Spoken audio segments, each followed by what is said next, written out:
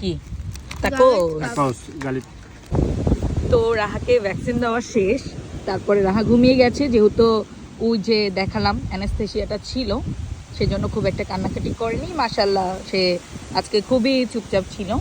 তারপরে দেখেন আমরা চলে এসেছি চমৎকার একটা পার্কে। রুহিরও আজকে হাফ ডে স্কুল, প্রতি বুধবার ওয়েডনেসডেতে রুহির কিন্তু হাফ ডে থাকে। নদী, বেশ বড় নদী। হ্যাঁ, এটা একটা নদী, চমৎকার ভিউ, একদম বাতাস। এখানে বসে আমরা এখন কিছু খাওয়া দাওয়া করছি। এগুলা হলো ফ্রাইড চিকেন, তারপর আছে তাকোস, কেবাব, আমাদের দেশে শর্মা আর কি আছে। হ্যাঁ, তারপর ফিদ, এখানে ফিদ বলে ফ্রাইসকে। হ্যাঁ, আর সবচেয়ে বড় কথা এটা হলো হালাল ফুড যেটা খাচ্ছি।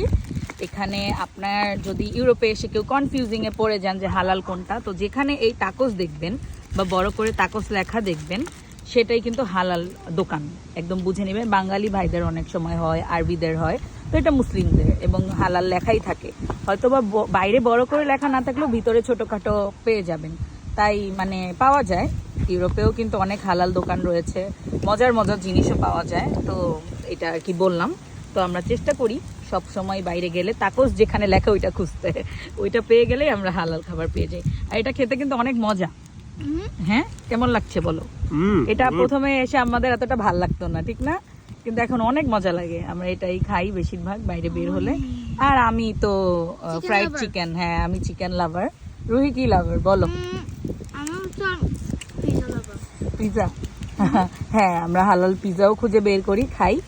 তাকোসের দোকানে হ্যাঁ লেখাই থাকে যেটা হালাল, তো এটা নিয়ে কোনো সমস্যা নেই যে ইউরোপে থাকলে যে হালাল খাবার খুঁজে পাওয়া যায় না, বা এটা মানে খুঁজলেই পাওয়া যায়, অনেক আছে আলহামদুলিল্লাহ, অনেক পাওয়া যায়।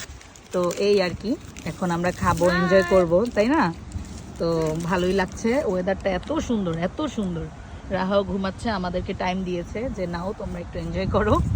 তো এই আর কি, ভালো থাকবেন সবাই, আল্লাহ হাফেজ।